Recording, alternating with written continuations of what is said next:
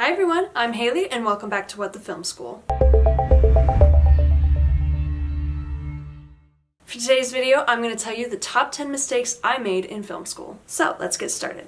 The first mistake I made, and this might sound a little funny, is that I actually forgot that I was in film school. Film school is still school, which is kind of the frustrating aspect of it because there's still required classes I had to take, still had to get good grades in order to get a good GPA. It was getting to the point like junior and senior year where I was just so eager to be finished with my classes and just to graduate on time and find work and find a job. That side of it made it seem like less of, film and art every single day, where it was like, God, I still have homework and I still have to go to this weird gen ed class where I have to take a test tomorrow. If I could go back and redo film school, I wish I was able to just take all film classes all day long, but that's kind of not how the structure is of schools in this country, unfortunately. I don't know if other film schools are the same way, but at least at NYU, you have to graduate with X numbers of humanity credits, math credits, science credits, etc.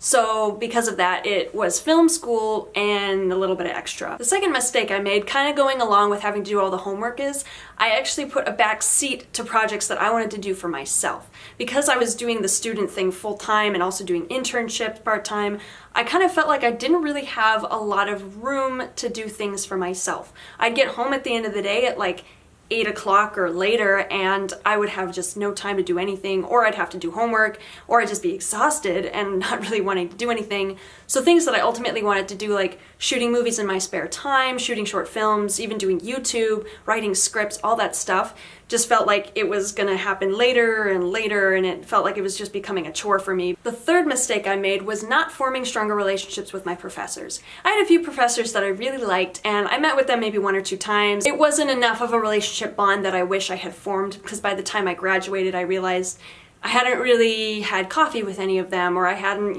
asked them to stay after class a little bit longer so I could get their advice on something. I think now I could probably still reach back out to them, and I'm sure they'd be completely open to it, but it's just one of those things that in the moment you think, oh, I can do it later, or oh, it's too difficult, oh, I don't want to, blah, blah, blah. But really they're, like I've said in plenty of other videos on this channel, the professors are like the #1 people that you should go and talk to if you're going to film school, because they're so helpful, they're so knowledgeable, and many of the professors that I had already worked in the film industry and were now teaching, so they had all these great resources too. The fourth mistake I made in film school, and I think this can be kind of said about any college student, is that I was worrying way too much about the future. So when you're 18 and you're just entering college, it's kind of annoying, but people expect that you just automatically know what you're gonna do with the rest of your life.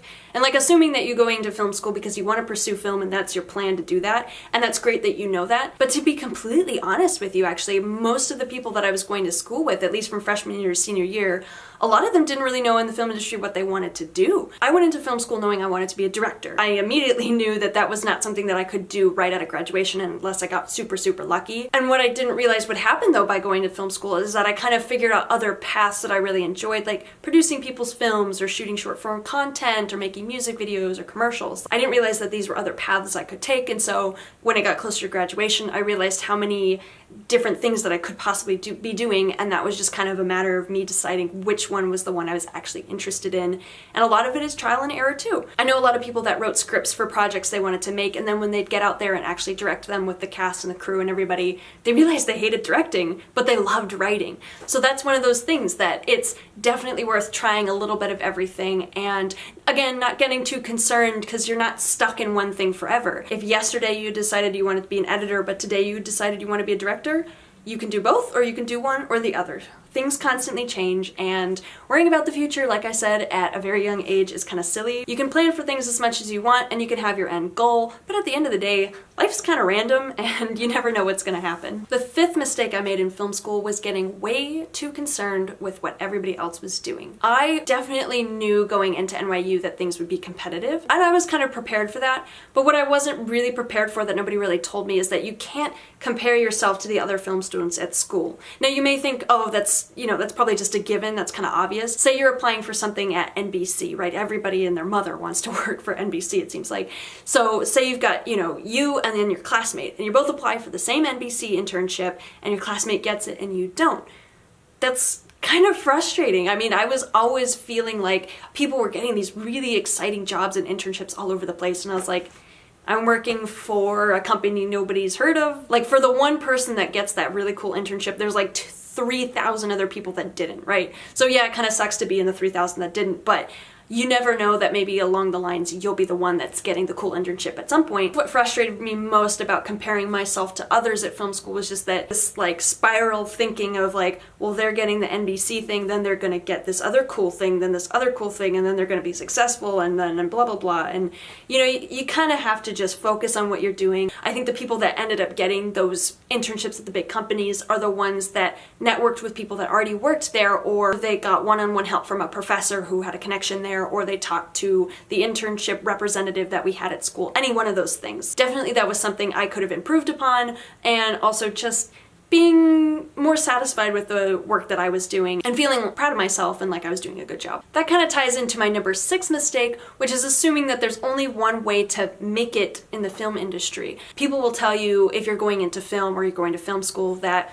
if you want to make movies, you have to move to Hollywood. If you want to make TV shows, you have to move to New York City. And while it's true that these two cities are kind of hubs for these things, that doesn't mean that you have to do it. Honestly, I think because the industry is changing a lot now and the media landscape is changing, because obviously online video, as you are watching now, is such a big deal these days, that's kind of another way to break into it or do things on your own time. It doesn't necessarily mean that you have to move somewhere and, you know, follow the structure that all the other people in Hollywood have followed. Let's move on to the 7th mistake that I made in film school. So I said earlier I went into film school knowing I wanted to be a director, and that's still true. But what I didn't do was write down how I wanted to get there or what I was really truly interested in and what I actually really hated doing. And what I actually learned from the last few years of film school is that I didn't really enjoy being on set for like 12 hours a day, so that was something I wasn't gonna necessarily pursue after college. But what I learned is that I really enjoy videography and editing, so those were jobs that I was starting to look at more and more. I think the best option for any young person is to do a 1-year, a 5-year, and a 10-year plan, especially if you're going to be graduating from school. Say, okay, within a year out, this is what I want to be doing. Within 5 years, I want to be here, and within 10 years, I want to be here. So you kind of have a basic framework of where you see your life going, so that, you know, if that's your ultimate goal, and of course, like I said, it can change over time, but if you have your ultimate goal, like me, of being a director, then you can see what little things, you know, over time can add up to that. The number 8 mistake I made was thinking that I would make it by graduation. I found a thing that I had written to myself when I was in 8th grade that said, in 10 years from now, I see myself living in Hollywood and being a director. I was, what, like 13 at that point, and 10 years from then would have been 23, and I'm 22 now. And that's not happening. So I think the mistake is just assuming that, you know, everybody's going to be super successful right when they graduate because they're super qualified. And no, that's not true. Do your research about the directors that you enjoy watching, because they're all probably in their like 50s and 60s. People like Steven Spielberg, they're famous now. It's something that takes a lot of time and hard work. The 9th mistake I made in film school was allowing myself to get too overwhelmed to the point where I considered giving up. This is something that's kind of sad, because ever since I was little, I knew I wanted to be making movies and doing something in the film industry, video related. When there are days where I'm feeling really down and out and just like, oh God, I'm never gonna make it, this is impossible, like this is too hard for me, what am I doing, I'm not good at this, whatever it is. To get myself out of that funk, I remember when I was 4 years old and telling everyone around me like, I'm gonna be famous one day, I wanna make movies, I wanna be an actress. I just imagine myself saying that now and it's still being completely true. It's easy to get discouraged. I'm not telling you that my mistake was feeling discouraged. I'm telling you that my mistake was feeling like my discouraging thoughts were going to take over.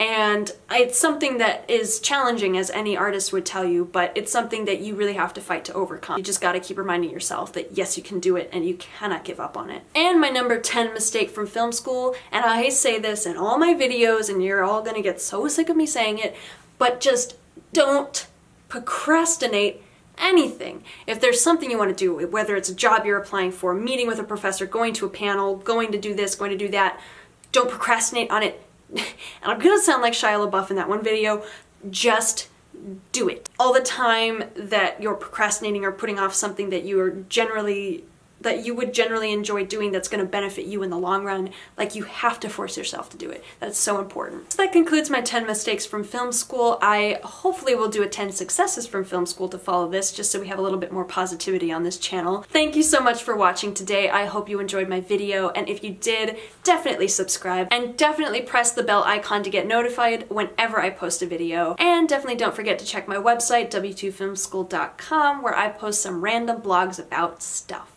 Thanks again for watching, and I will see you again soon. Bye!